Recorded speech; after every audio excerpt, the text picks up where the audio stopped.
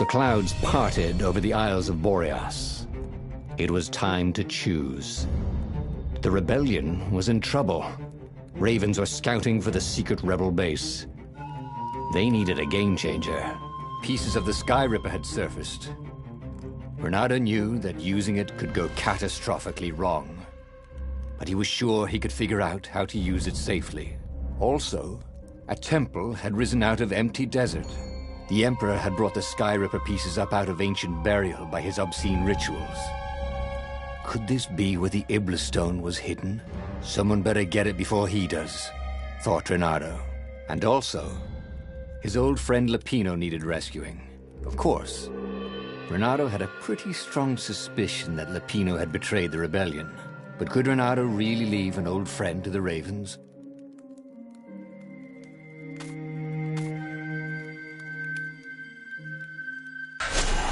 The island was windswept desert. No one went there except ostriches and ostrich hunters. The Iblis stone.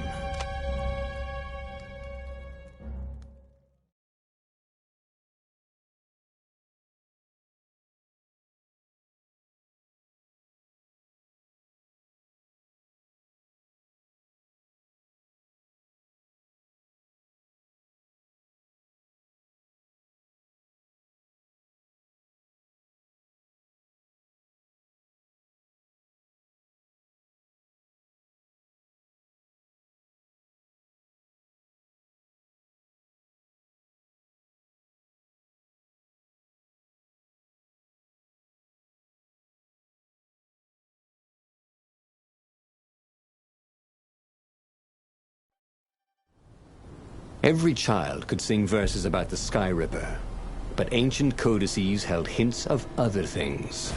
A stone that ate souls, a ruby that drank blood, a jewel only a righteous man could give away. Were all these things the Iblis stone? Long hidden in the buried temple? Another ancient item that was only resurfacing now? Drawn up from the deeps by the Emperor's horrific rituals?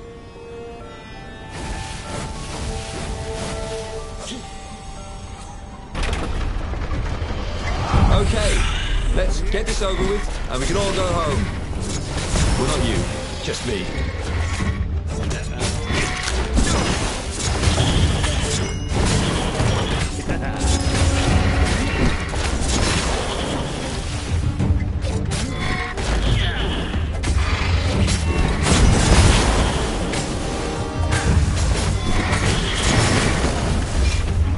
The Ravens were already here. Cawing in frustration. They were still searching for a way in. Good. And he hadn't come too late.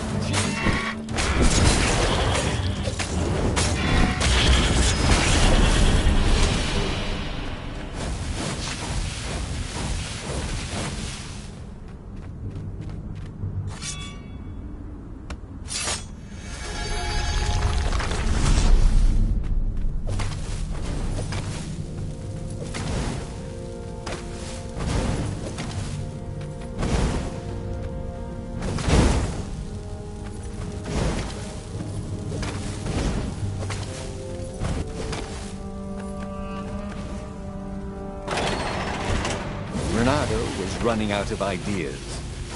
Zenobia loved him to death. The Sky Ripper destroyed everything.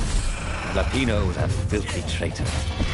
Using the stone name for an evil god seemed unwise. What else was there?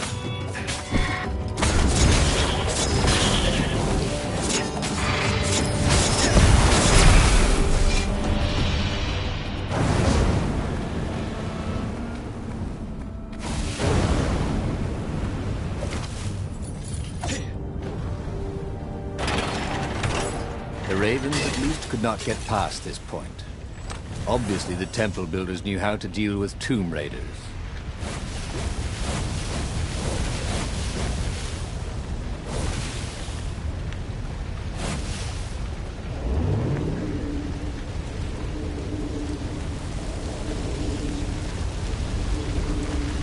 Reynardo hated cannon traps. Also, who reloaded these things anyway? He never figured that part out.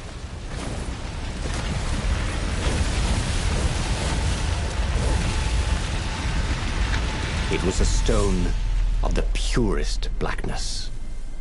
It reflected no light, like a void made solid. Nervous, he picked it up. I can make you mighty. Who said that?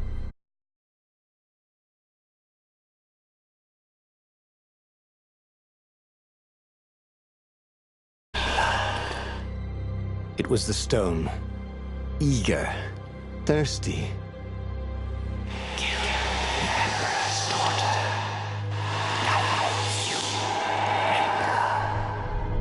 That seemed tempting and terribly wrong. Zenobia was the Emperor's greatest general and a potent witch. But they had been close once, and Reynardo wasn't sure he really wanted to be Emperor. Why not capture the core of Skyripper instead? It was the eye of a lost god torn out by the transcendent Emperor to power his greatest weapon. Not the core, said the stone anxiously.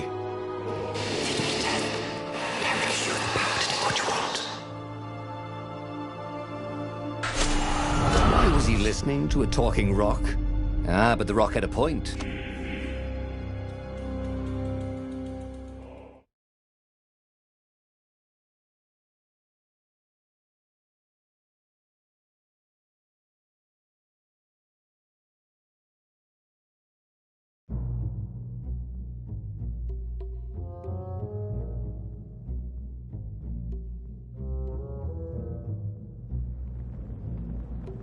As he placed the impossibly black crystal in his gauntlet, Reynardo had a sudden vision.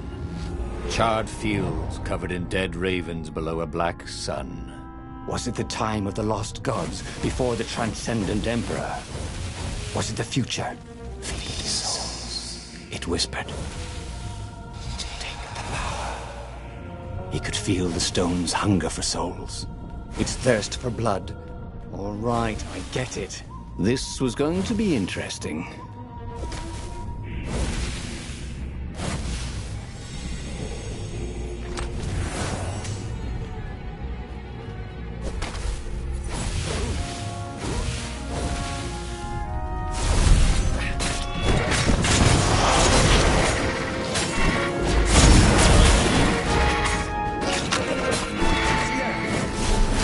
The ravens on Zenobia's island were no match for Reynardo. They screamed as the stones sucked out their souls. And with each death, he felt stronger. Take the power, the stone told him.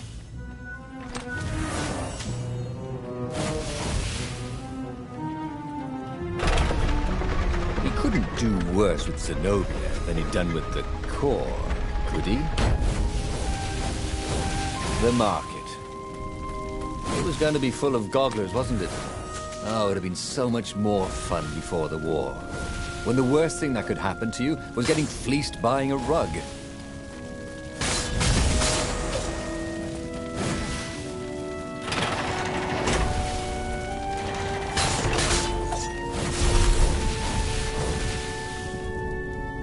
Zenobia was waiting.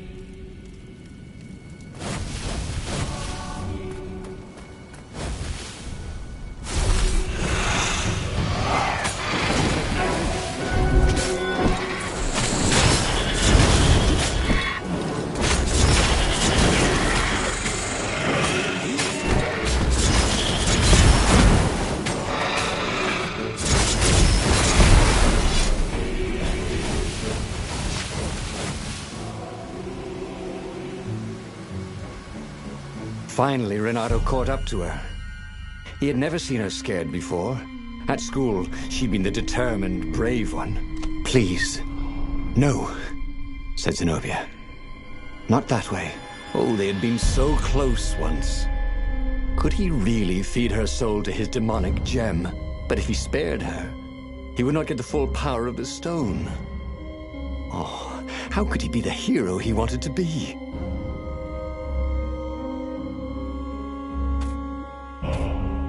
With a flick of his wrist, he slashed Zenobia's throat. Her eyes widened even more. And then the light went out of them. Renato felt amazing. Power was rushing into him like water from a burst dam. Oh, such radiance, exulted the Iblis stone. Tasty.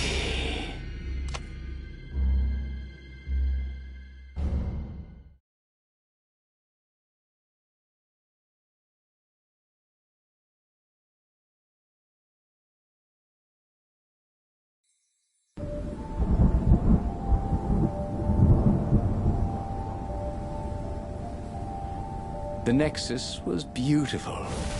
He'd never realized how beautiful. Everything glowed. The wind was so sweet. The sun so soft. The stones so warm. The black raven feathers. Black feathers. Suddenly, his eyes are filled with them. He's falling through smoke, under a dead sun. A voice calls him home. Is this a vision? Whose? Is this the time of the lost gods? Or the future? No matter. What mattered now was killing his way to the Imperial outpost and challenging the Emperor from there.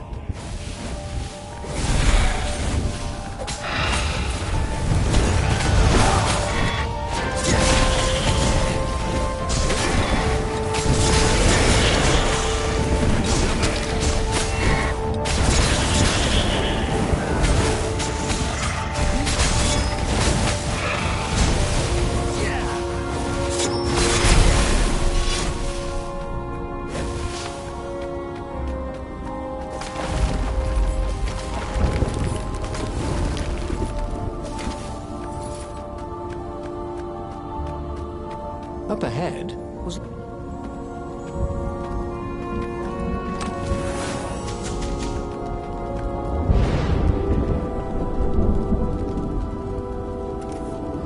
He'd go to the outpost, use their far speaker, tell the Emperor what he'd done, and then he'd go to the secret rebel base, let them know he was ready to lead them to victory.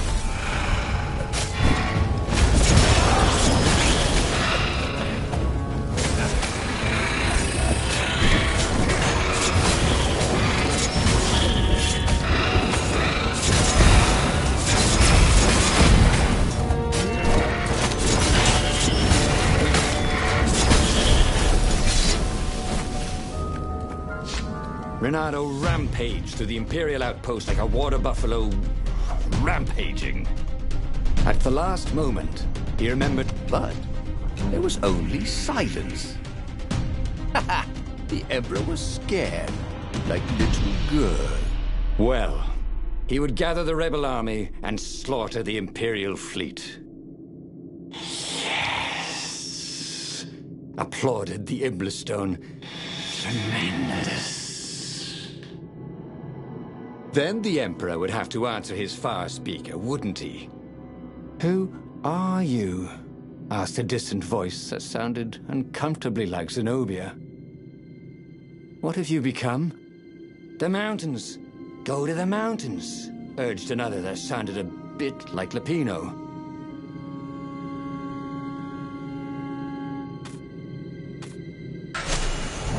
What are you doing?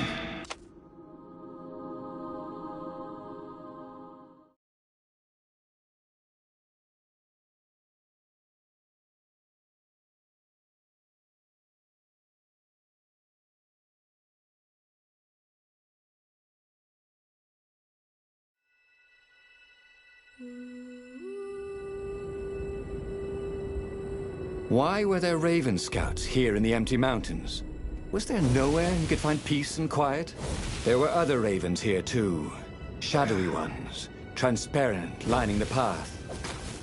Ghosts. They cawed as he passed, but they didn't try to stop him. Spectators. Had he really killed that many ravens?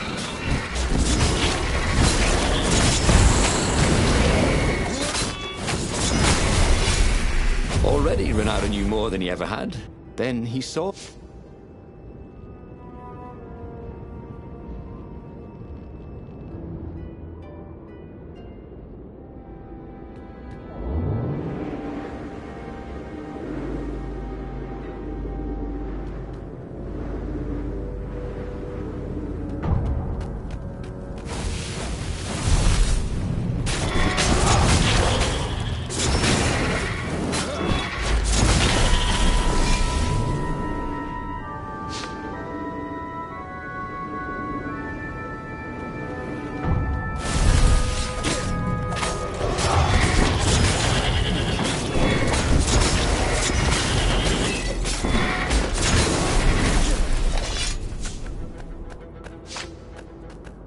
Renato followed Zenobia's ghost.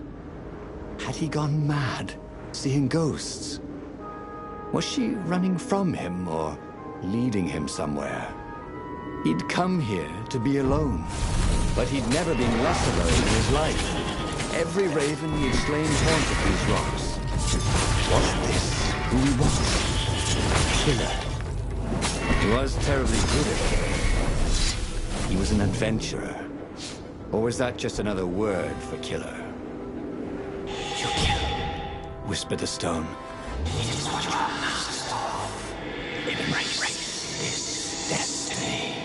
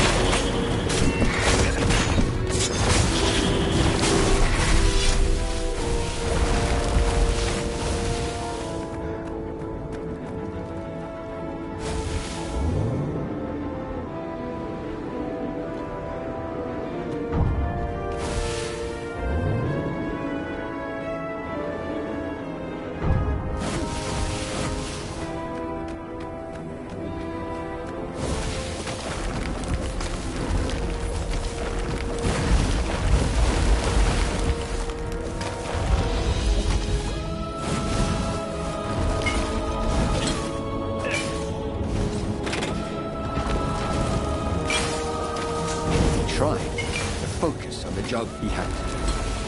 The rebellion. Wasn't there a battle coming soon?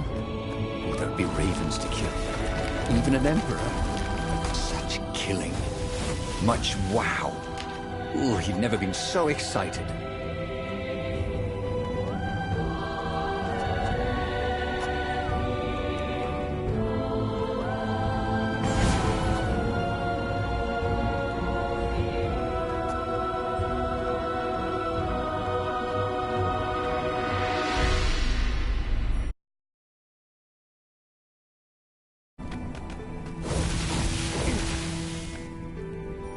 At the end of the mountain path, Zenobia awaited him.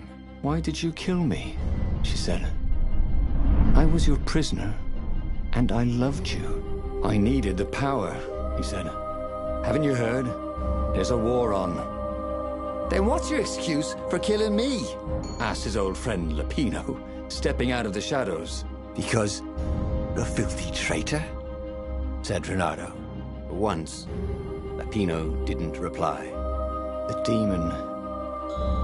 demon has twisted you, said Zenobia. Abandon the stone. You've lost too much already.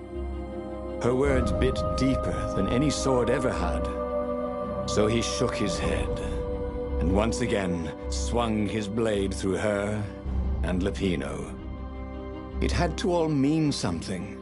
If he gave up the stone now, he would have sacrificed Zenobia and Lapino for nothing. So, Renato set course for the Imperial fleet, where he would end it all. The Emperor, the war, the madness.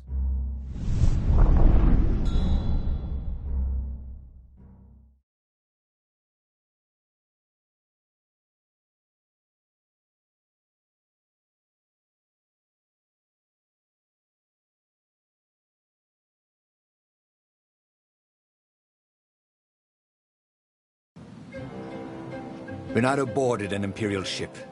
No one could stop him slashing his way towards the Emperor. Yes, that was right. To give up now would be to lose everything for nothing. But if he could liberate the land from the Mad Emperor, then he could give up the stone in peace. And those were absolutely his own thoughts. Not the stone manipulating him. Right? Oh, yes. Exalted the stone.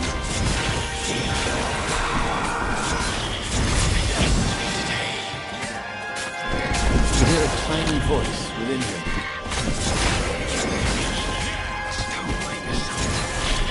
Is it madness? I have to kill the Emperor, he told himself. That's what it meant to be a hero. To do what had to be done, no matter how terrible the cost. Yes. And then you can have peace. Promised the stone.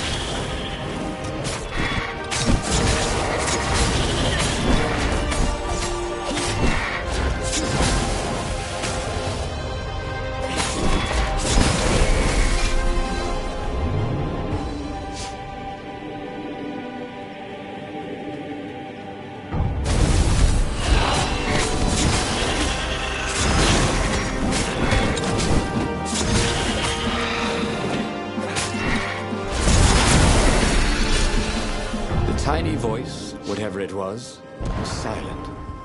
He couldn't see ghosts around him, but he could feel them. If he gave up now, they would be angry. They would have all died for nothing. Who could give up this kind of power? Could anyone? Oh, he was just a fox with a talent for swordplay. How had this burden come to him? The Emperor offered the sword.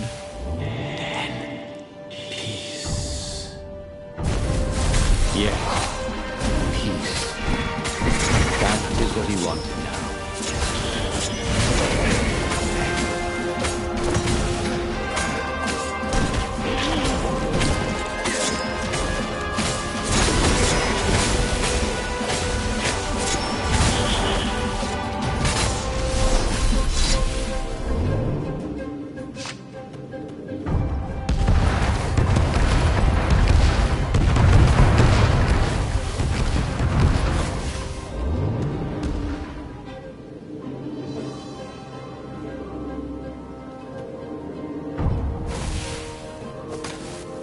Soon he'd confront the Emperor. Funny that this whole war had come about because the Emperor feared death. And now it was coming for him. It was some sort of lesson there, wasn't there?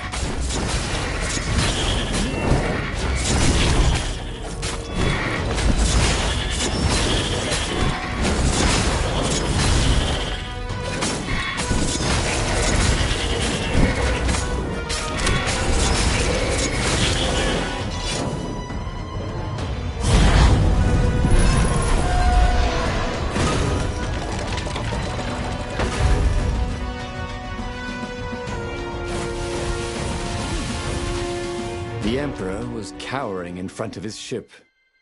No, please don't.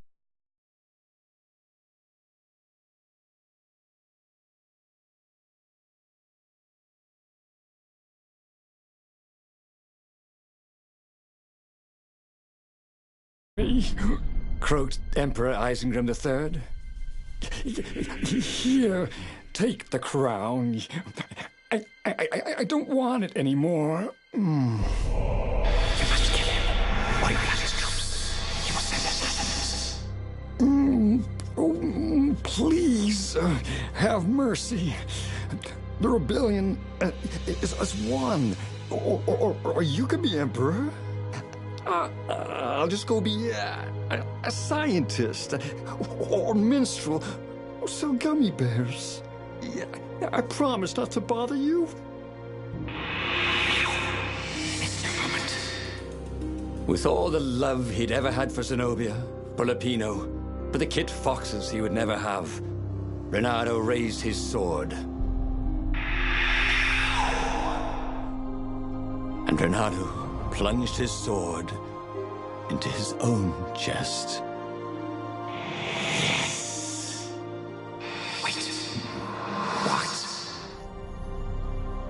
Renato screamed as his life force ebbed into the stone and surged back into him, and ebbed out and surged back in. Screamed the stone. It began to heat up. What have you done? The stone began to glow. It became white hot. It became lava.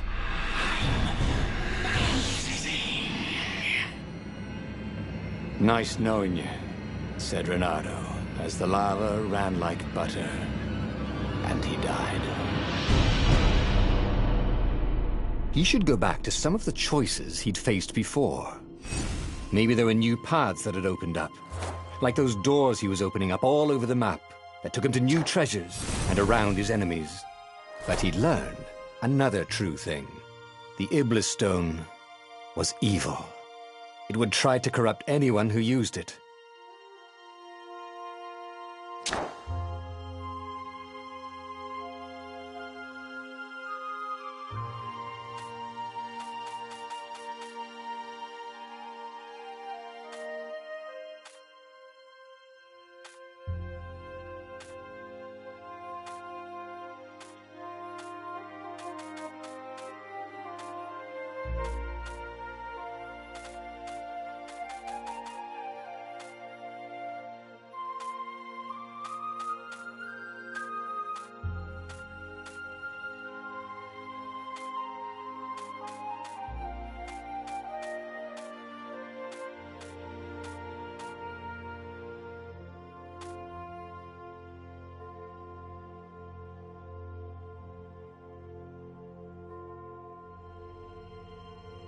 The book's pages fluttered to the beginning once again, faster than before, and he fell. The clouds parted over the Isles of Boreas. It was time to choose. The rebellion was in trouble. Ravens were scouting for the secret rebel base. They needed a game changer. Pieces of the Sky Ripper had surfaced. Renato knew that using it could go catastrophically wrong, but he was sure he could figure out how to use it safely. Also, a temple had risen out of empty desert. The Iblis Stone was hidden there. It was a dangerous artifact. It could corrupt its user into a bloodthirsty monster. Maybe he could find a way to use it, to take its power without surrendering to its wickedness.